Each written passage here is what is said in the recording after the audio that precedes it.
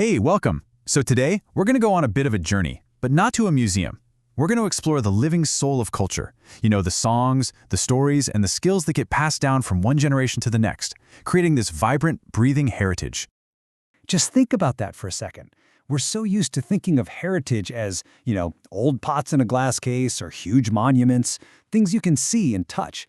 But this question asks us to look a little deeper, to think about the living, breathing creativity that's just as precious, maybe even more so. So to really get our heads around this, our first stop is to figure out what we even mean when we talk about culture that lives and breathes outside of a museum's walls. Okay, so here's the official term. Intangible Cultural Heritage, or ICH for short. Yeah, it's a bit of a mouthful, I know, but the idea behind it is actually really beautiful. It's basically the stuff of life, the performing arts, the social gatherings, the rituals and festivals, and the craftsmanship that really gives a community its unique flavor, its identity. And this is how UNESCO, the UN's cultural organization, puts it, and I think it's perfect. The key words here are living expressions. This frames heritage not as some dusty old thing, but as this dynamic, active link that connects the past, the present, and the future all together. Now, to bring this big idea down to earth, let's zoom in on a country that is an absolute giant in the world of intangible heritage, China. 43. Just let that number sink in for a minute.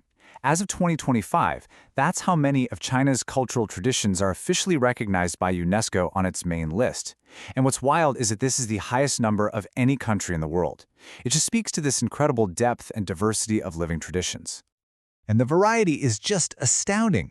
We're not talking about just one type of thing.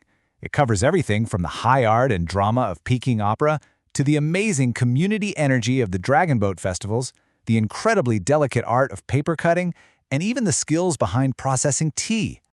All right, now we're going to dive even deeper into one specific region that's just a fantastic case study, the NingXia Autonomous Region.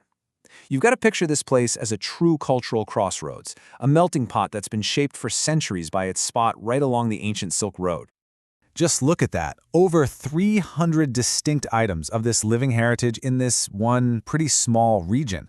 This amazing richness comes from this unique fusion of Han Chinese traditions with the culture of the Hui people, an ethnic group with deep historical ties to Islamic faith and trade.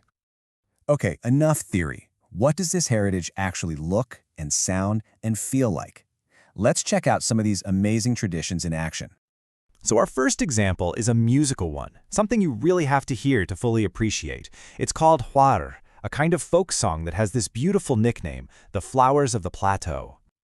You have to understand, these aren't just pretty tunes. They are these powerful, high-pitched songs about everything: love, friendship, the struggles of daily life. What makes them so special is they're often improvised right on the spot.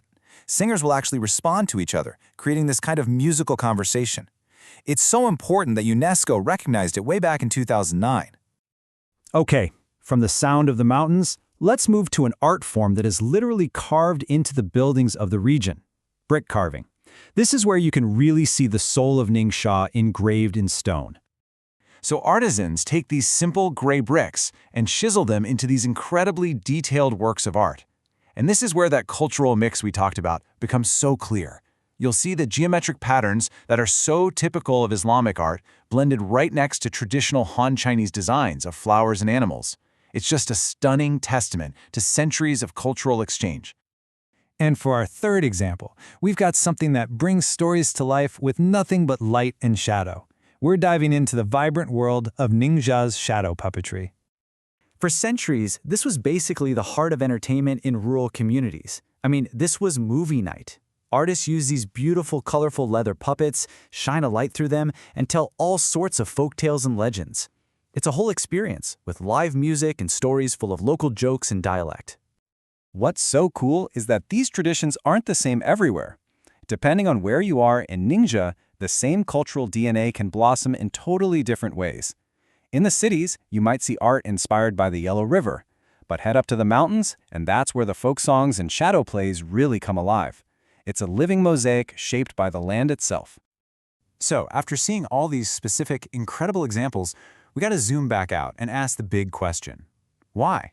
Why does any of this really matter? Why should we care about preserving it? Because here's the thing. It's so much more than just entertainment or a pretty decoration. This stuff is the thread that weaves a community together. It's the rhythm of a song that connects a kid to their great-grandparents. It is identity, made real through action. And honestly, I don't think I could say it any better than this. Culture isn't some relic locked away. It's a living, breathing force that thrives in what people do every day, in their hands, in their voices, and in their hearts. And that really brings it all back home, doesn't it? It brings it back to you. This isn't just something that happens in some faraway place. Every single one of us has a connection to this. So think about it. What are the living traditions, the family recipes, the community songs, the stories you tell? What are the things that make up your story? What are the intangible treasures that have been passed down to you?